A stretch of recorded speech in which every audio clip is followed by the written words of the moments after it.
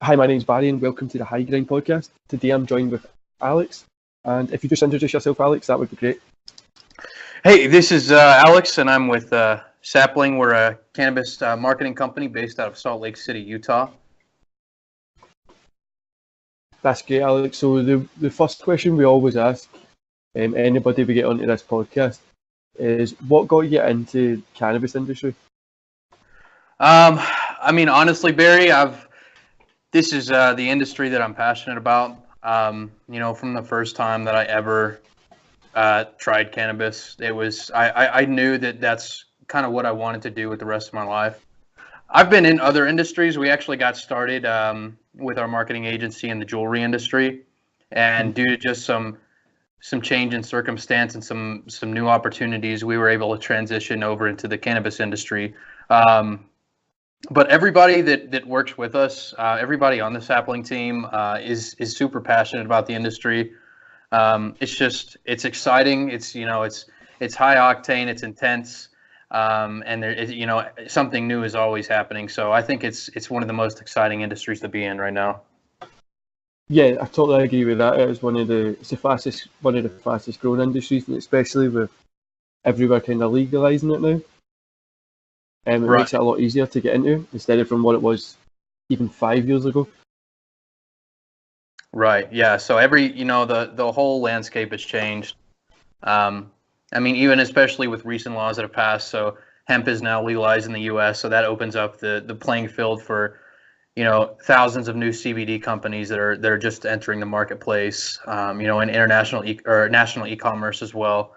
So it's just it really disrupts the whole supply chain of the hemp and cannabis industry right now. Yeah, and how do you feel the marketing, kind of digital marketing, compares from when you done the jewellery side to when you do the cannabis? Do you think it's the same, or is it more relaxed? So there's a few changes. In jewelry, we really focused on paid advertising, just because that was the best way to really get in front of the customers. So mostly, Instagram and Facebook ads, and then Google ads as well, because, personally, Google ads are great for local business. But going into the cannabis industry, there are a lot of restrictions.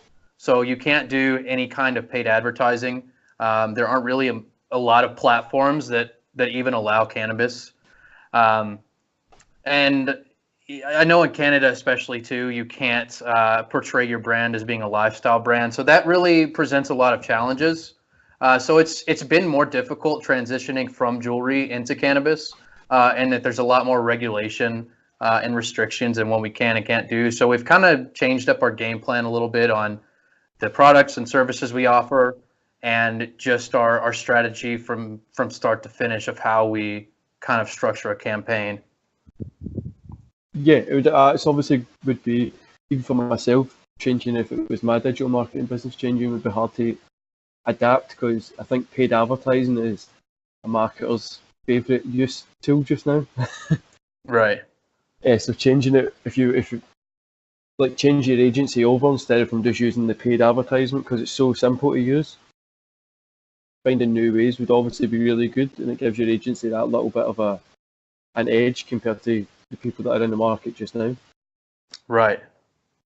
And, sorry, what were you going to say there? Yeah, so I think I think that cannabis industries really have to find other means. There are opportunities online, and that's where we advocate for really making a game plan for a website's SEO and their search engine optimization. Just because organic search, I think, is really where the marketplace is going to turn to, and where it needs to be right now. Yeah, totally agree with that. That's what we've been teaching for the past year or so. The organic search is going to be really increasing for nearly every business.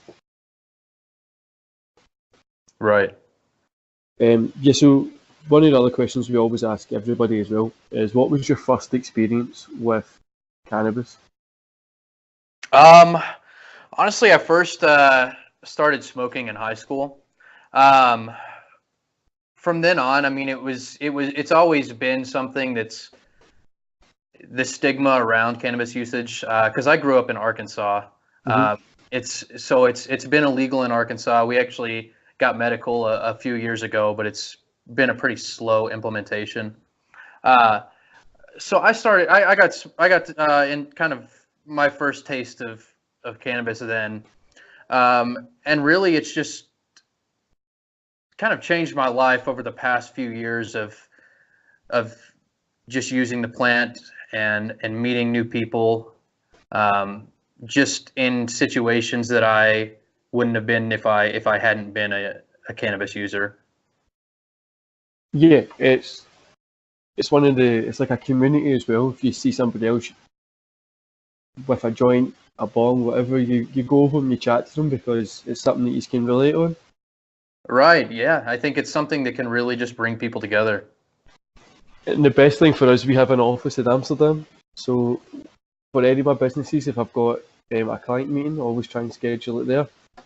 So that at the end of the meeting, if the client wants to, we smoke some weed together. And it's always good. It always creates a good atmosphere. It's nice and relaxed. And it's better than going for a drink. Right, yeah, I agree. I think it's really going to be the future of kind of socialization, and hopefully when with what everything that's going on now, hopefully we can reduce the stigma going forward, and it can be more of an accepted use substance overall. Yeah, I was talking to one of the other people that I've had on the podcast. They were saying because of the kind of propaganda that started like the 1930s, because of prohibition and stuff like that. It's just good. It's just probably going to take the same amount of time to unprogram people. So you're probably talking kind of like 50 or 60 years before it's just common use again, instead of that stigma being there. Right. I mean, I think that's still prevalent today. Personally, I think a lot of people that are the newer generations it's a lot more accepted, and even in older people that grew up through the 60s and 70s where it was still used, the stigma around it then was more of a hippie stigma, but those people are still around, and that still makes up a good portion of our older generation. So I think that generation combined with new generations that are coming in and legalization and advocacy that's going on right now for cannabis is really going to change the way that people start to look at it. Yeah, definitely. The worst thing is in Scotland, where I spend most of my time, they're not even chatting about legalization or anything like that. So hemp wasn't illegal here. You had hemp t-shirts and all that kind of stuff for a long period of time. But everything else is illegal, so it's technically illegal to have hemp, but they don't mind if it's like a t-shirt or anything like that.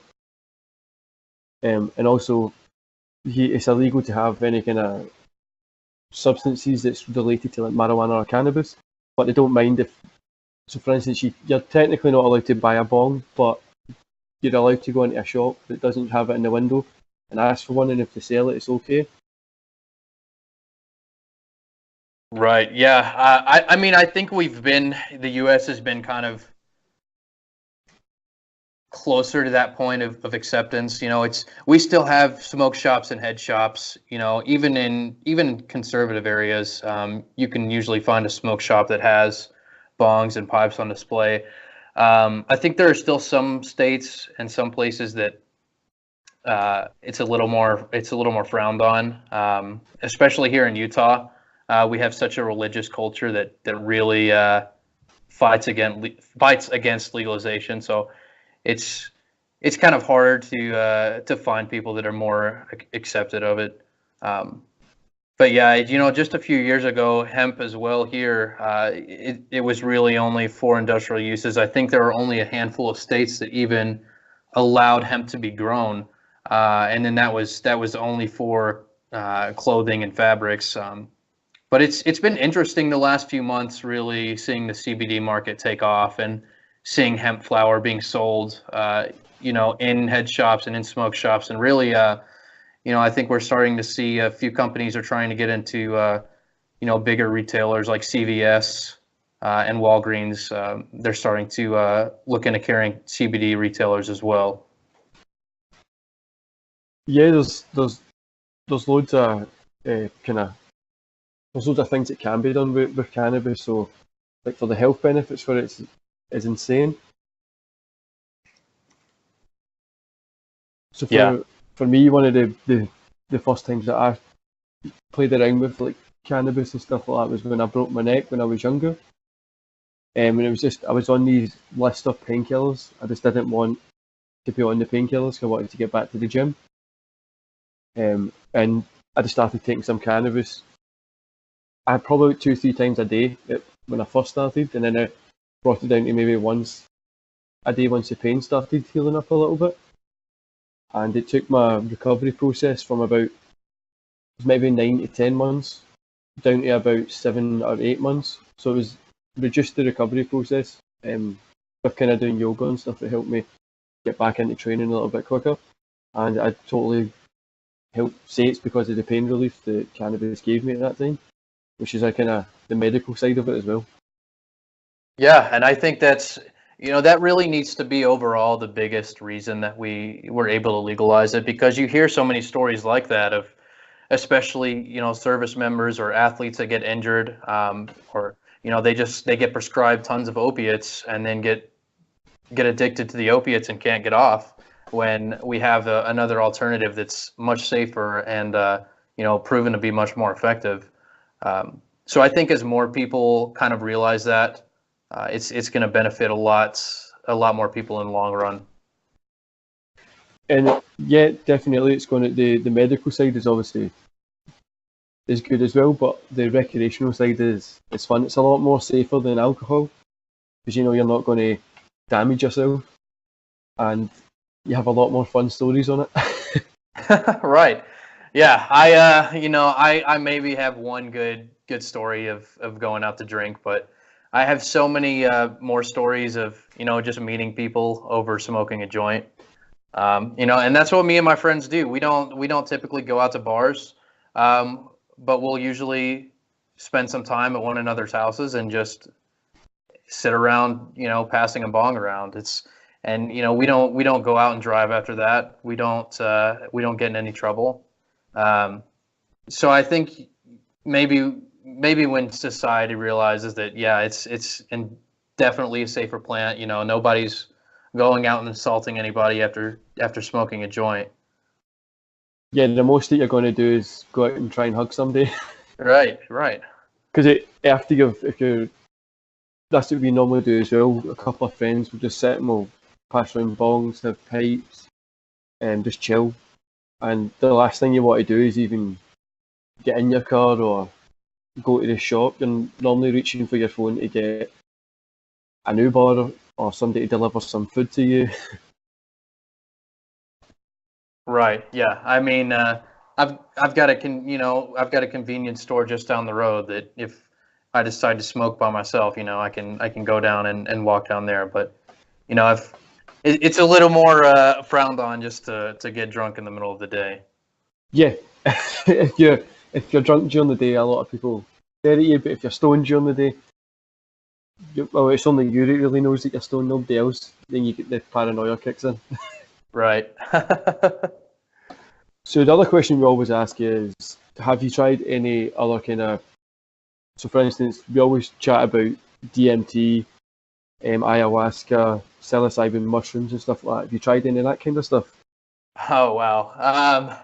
Yeah. So I've done LSD. I've done mushrooms. I've tried DMT. And I think really, I had my first experience with LSD, I want to say 4 years ago.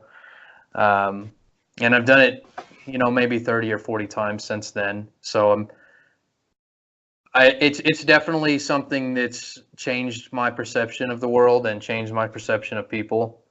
Yeah. But yeah, I mean, it goes back to just the whole conversation of, why are these drugs illegal in the first place if there's no harm that can come from them, and it's just a mind opener. Yeah, especially things like DMT and ayahuasca. I always say, like, politicians should have to take them because it would just make them see everything a lot simpler. Right. I mean, I think a lot of people could benefit from just having their worldview opened up a little bit. You know, maybe reality is just a little more complex than you think it is. Yeah, that's what, one of the main reasons when I went away and I went and done like ayahuasca, so it was like a few couple of days trip. I was away out in the middle of like, the jungle, just kind of on this mad high. And I came back and I was like, okay, this is changed. I came back a totally different person. Like I started, so I took a little bit of time off like the gym. I came back, I started the gym again. I opened up like my fourth business. Just, everything just seemed to fall in place like puzzle pieces together. Right. I think it was one of the first few times I'd tried LSD, and that was I was in college at the time, and I remember just being so lost, with my life, and me and a friend had decided to take LSD one night, and it's kind of like after that experience, everything just makes a lot more sense, and you can see what you need to do next. But I think it really helped me build the blocks for what I'm able to do today. Kind of like what you were saying. Yeah, it helps it make, especially running a business, it helps it make it a lot more simpler to understand kind of what's going on. It's if it breaks down reality for you into smaller chunks. Right. Yeah, I uh, totally agree. and like I was saying, the questions I've got here as well is, so growing up, how was life for yourself growing up? Was it good? Were you on the like a not privileged, but like were you? Did you grow up in like a middle class family, rich, anything like that? So I grew up in a pretty poor family. Hmm. Um, I had three siblings, and we grew up in pretty rural Arkansas. Um, and we never had a lot of money. My dad worked in construction, and my mom stayed at home with us. But really, um, what kind of introduced me to cannabis, at the time, my dad grew a lot of cannabis, and he smoked a lot of cannabis. And my mom never, it wasn't something that she was always okay with. She still had kind of the propaganda of anti-drug and the drug war, ingrained in her. So, Hmm. and especially having four children and it being illegal in Arkansas, it was a risk. But that was his passion, and that was what he grew up with. So it was kind of passed on to him, and then he kind of dedicated most of his life to that. But he's still alive, and then he was out of the picture for a while. Um, Around when I was 12, we moved to the Ozark Mountains, which is in northwest Arkansas. It's where the University of Arkansas is. That's where I went to high school and where I went to college. But at that point, our financial situation had gotten a little better. We were still middle class.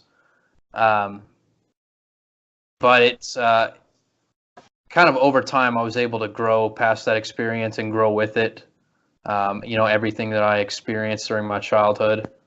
Um, and I think that's what led me to, first try it and then kind of fall in love with the plant as well.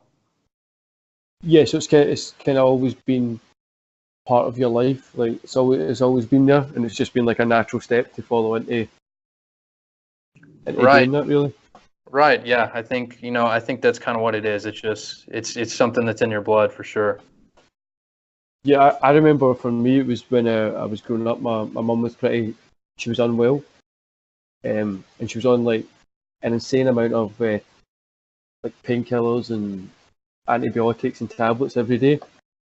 She went to the doctors, and he was just like, the side effects of these is so bad for you.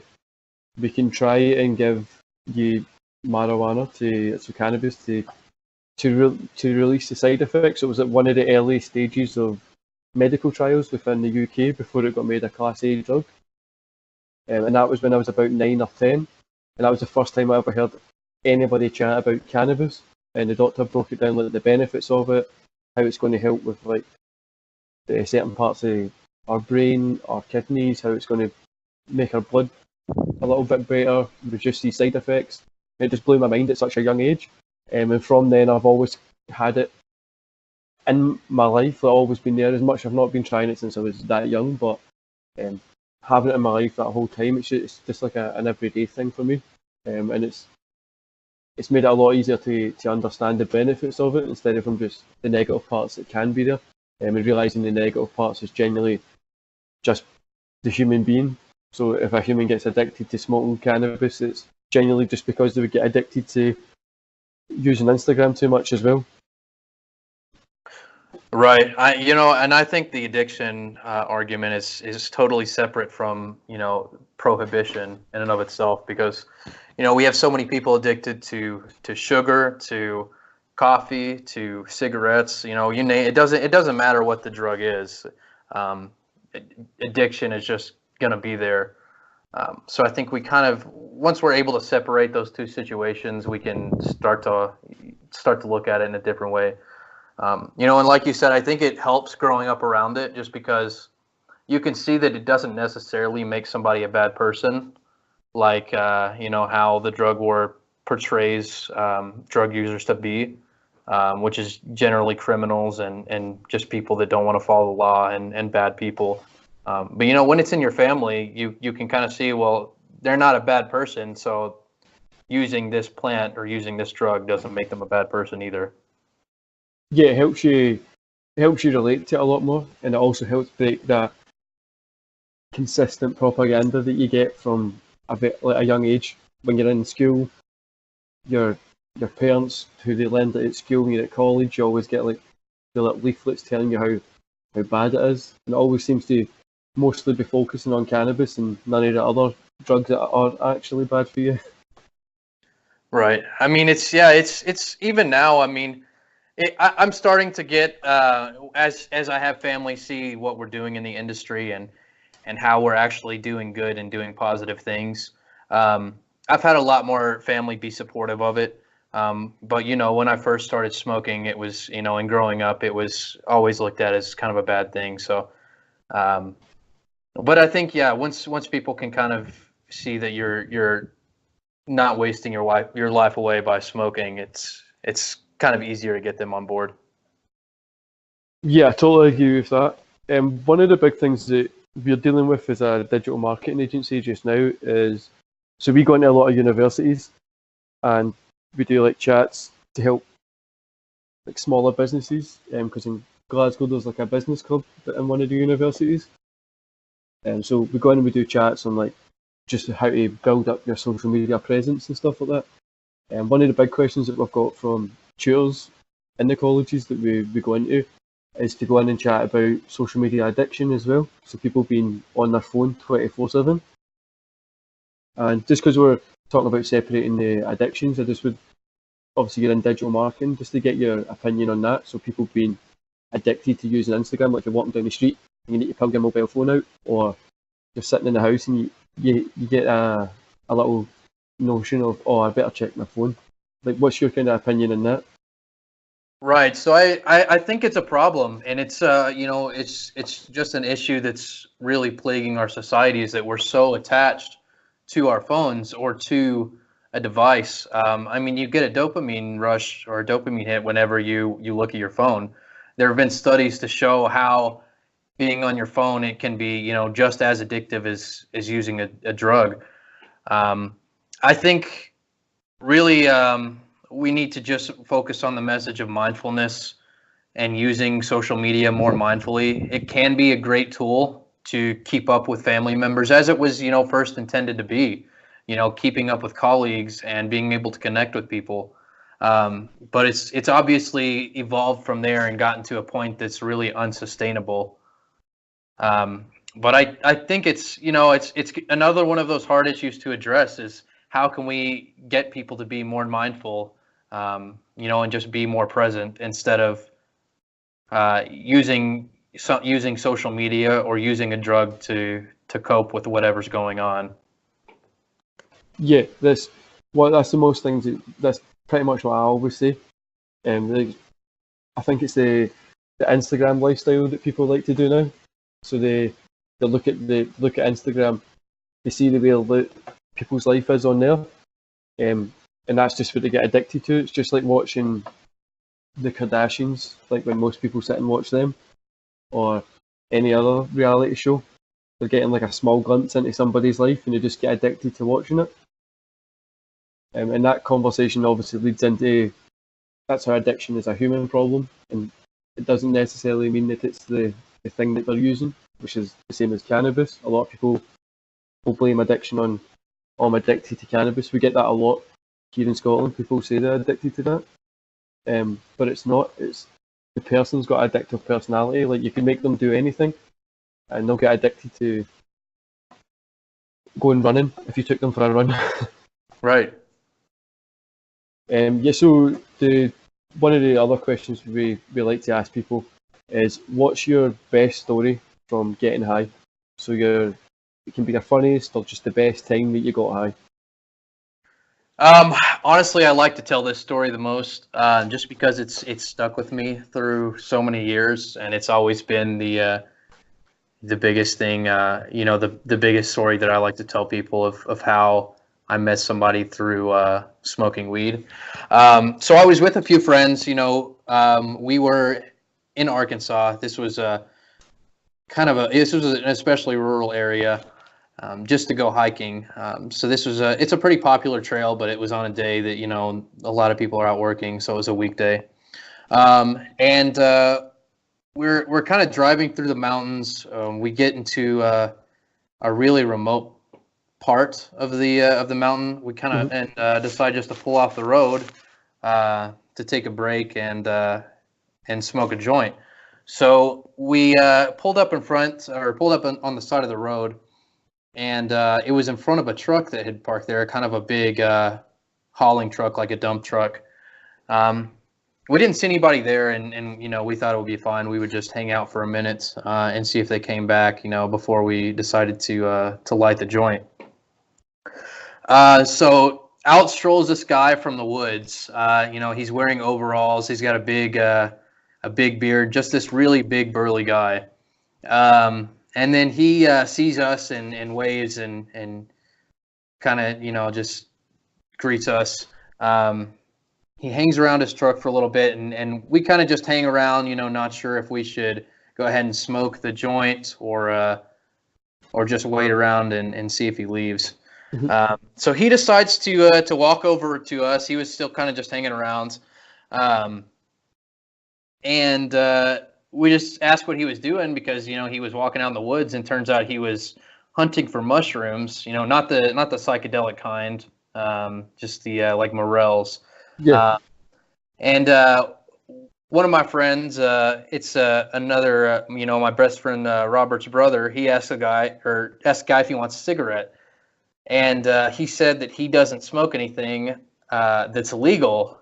And we kind of look at each other. You're like, okay, what do you mean you don't smoke anything if it's legal? And then Robert decides to ask him, hey, do you smoke weed? Because it just so happened that we had a joint. He said, well, yeah. And we decided to get our joint out right then and light it up. And we met this new guy. I honestly can't remember what his name was, but we met this new guy on the side of the road in rural Arkansas, and got to know him and, a little bit about his life and what he's doing, just over smoking a joint. And as we decided to go, we had sat there for a while, and we needed to get up to the mountain to go hiking. We had a little bit of extra weed on us, so we decided to just give him a good sized nug for his trip back. So he was really happy about that, which was, I guess, it was a little better cannabis than he was used to. So he was pretty excited about that. And we kind of went on our way. We never met him again. It was just one of those encounters that probably wouldn't have happened or wouldn't have been as great without cannabis. And just something I like to tell people of how, it doesn't matter who you are or what kind of person you are or where you're from, it just brings people together. Yeah, that's such a cool story. Like, if it was, you just meet somebody in the middle of nowhere, share a joint, and go your own separate ways, go live your own life, which is one of the best things about cannabis. Like we were saying, you can meet anybody anywhere at any time, share some cannabis, and just relax, chat. And then you never need to chat to them again, even if it's a 10-minute conversation. You'll remember that for the rest of your life, and then hopefully they remember it as well, and you make some positive decisions from that time as well. Right. Yeah. It's it's just definitely something that brings people together. It's it's really great. So, what's your favourite method of smoking? Is it just the classic joint? Is it a bong, pipe, dabbing, vaping? What's your favourite? Lately it's mostly been concentrates. So, really just I like to keep it portable. Wax cartridges or wax pens. Mm-hmm. But yeah, I have a dab rig, and I like dabs. But I like to switch it up every now and then. I like smoking joints too, and I like smoking out of bongs. Not a huge fan. I've never really been a huge fan of pipes. And then a blunt, occasionally. Yeah. But we have the hemp blunts now, so we don't have to smoke it with tobacco. But yeah, it's definitely got to be concentrates. Yeah, for me, it's mostly just joints, pipes, bongs, just anything that's enjoyable, really. So I normally do like joints and stuff because it's easier at the office, and plus it looks cooler. I've got like this huge cupboard that we just keep full of like trays of joints. That's awesome. So it looks really cool. Then I've got like our other cupboard that's got like weed in it. We're actually trying to build like a cigar humidor. We're trying to build one just for weed to make like fancy like joints out of different things and just put them in there and make it look really, really cheesy. So it's like really high class joint smoking when people come to the office. Oh, that's awesome. And what's your go-to drink with when you're doing cannabis? Is it just like a coffee? Is it a sugary drink, water, or do you get some alcohol with it? Or Honestly, it's got to be coffee. I've always been a pretty big coffee drinker, and I've really fallen in love with just coffee over the past few years. So, I like espresso. So an espresso and a joint, or a cappuccino and a joint, is honestly my favorite way to get the day going. But if I don't have a coffee, I like beer every now and then. Definitely kind of more IPAs and hoppier beers with cannabis too. But for the most part, I just drink coffee. yeah, that's how I get my day going as well. So I get up at like 3 in the morning, go to the gym, and then it's a espresso and a joint just to get myself feeling normal in the day, and I just start my business hours from then, which is it's always good because you're up early, started work before everybody, and you've also got high before most people as well. Right. Yeah, I get up pretty early, and I'll work out or answer emails, and then pretty early in the morning I'll have my joint and coffee, and I usually have to smoke a sativa in the morning, but that really gets me going. Yeah. Another thing we always like to ask everybody as well is, where do you see yourself in the next 10 years? Really, I hope that we can have federal legalization within the next 3 to 5 years in the U.S. Because I think that's going to change the landscape for everyone. And I really hope that we can come out on top in that marketplace, and we can really establish ourselves in the digital marketing sector for the cannabis industry.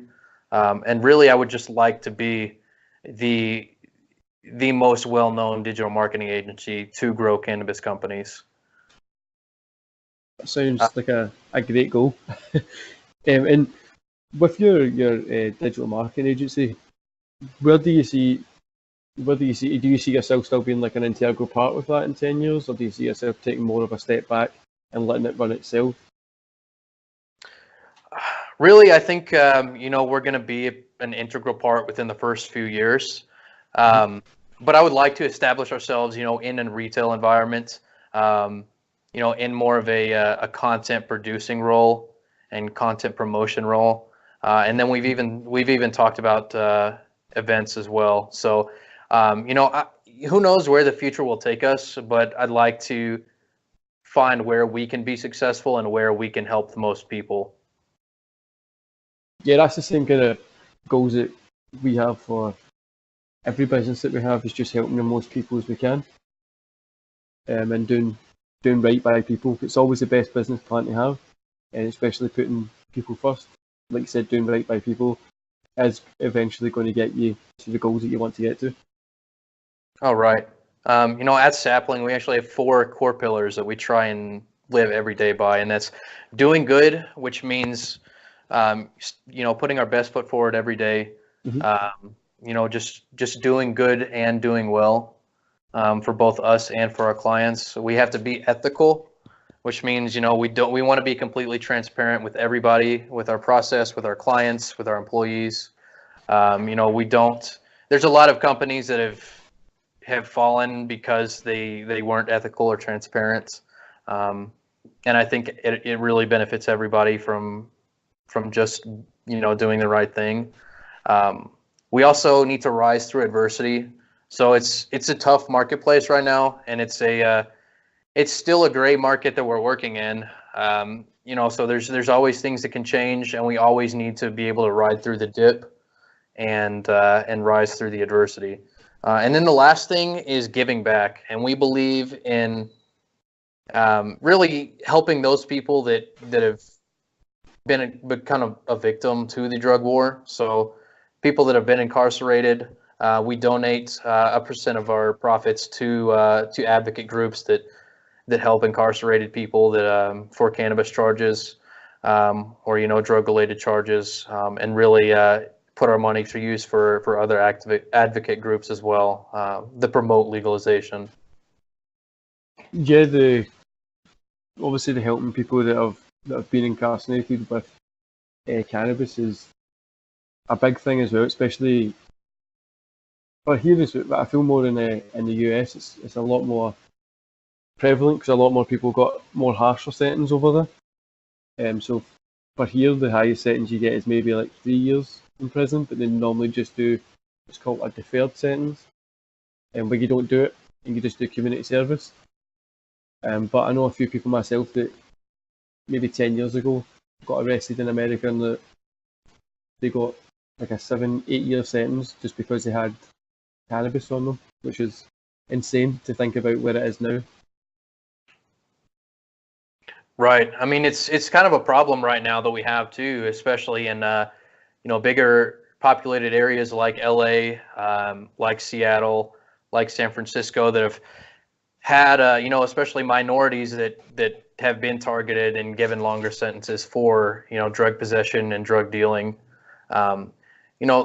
Then the same people that put them in prison then turn to the cannabis industry and are able to thrive in the cannabis industry. So it's kind of some problems that we need to address, that now that we're legalizing it. And I know a lot of places, California and San Francisco especially, they're looking to drop all cannabis related charges or possession charges. So that's going to help a lot of people as well. So I think we're on the right path. It's going to take a lot of work to get to where we need to be. Yeah, and it's one of the best times to probably get into the cannabis industry. Like we're saying, for your digital marketing agency, for anybody looking to kind of get onto an industry, it's going to be booming, especially in 10 years' time, where it's going to be, because the laws are going to be more relaxed, everything's going to become more legalised, more user-friendly, and it's probably going to change into where the tobacco industry was in the 30s and 40s, 50s, 60s, whatever, the time that they had the biggest amount. That's probably going to fill that void, because people do still smoking really, and that's going to fill the void there, especially with the kind of health issues that vaping and stuff's bringing out now. Right. Yeah, I think we'll have some players like that in the market that, some big weed names. But I'm hoping to see the industry take more of a turn like the craft beer industry is. So people decide to go more to local retailers and people that grow their cannabis locally rather than these corporate stores. Yeah, with like alcohol and stuff, in Glasgow, one of our biggest the kind of craft beer IPA is Brewdog, which is they were a small brewery, but now they're getting bigger. It's just because people love the taste of their beer, and I'm sure that'll be the same when cannabis gets to the same point. It'll just be smaller places that are like small boutiques that get really big as well. Plus they'll have like like the bigger name brands instead of from just the smaller ones. But for me personally, I always try and stick to like lesser known like strains of weed as well that give you different feelings, taste different and stuff like that as well. Right. And the other question we like to ask is, well, what's your favourite thing to do when you get high? Is it play video games, watch a movie, go to the gym? Honestly, I like to do anything outdoors. It's great being in Utah because we have mountains so close. So my favorite is just to roll a few joints and go hiking, or take a few with me and go snowboarding. So anytime I can be outside doing something is going to be my favorite time. That's good for me personally. It's to sit and play some old like video games, just because in Scotland it's impossible to go outside. Because Yeah. it's either insanely just rainy, icy, windy, or it's just all three at the same time. So if you try to go outside, there's no point. That's why Right. when people come to, so I know a lot of clients as well that come over to Glasgow to have a meeting with us, and then they'll go like hill walking, and like there's no point. It rains in the hills consistently every day. There's maybe 2 weeks a year that it's sunny, but it's constant rain, and you don't see anything apart from fog. Right. Yeah. I mean, we have kind of an advantage of that over there, so I can see how it would be an issue. Yeah, it's I'm used to it. Obviously, I've grew up here, but when it's people come over expecting it to always be like what it's seeing in the pictures, like a kind of grey day, but you see everything, Right. and it's like no, it's always raining. Don't worry, always pack for the rain unless it's like December. It'll be sunny in December generally. Oh, wow. Is there anything else you would like to say as we start to round the podcast up? Just because we always round up around about the 45, 50 minute mark. So is there anything you would like to get out there? It's like the closing statement.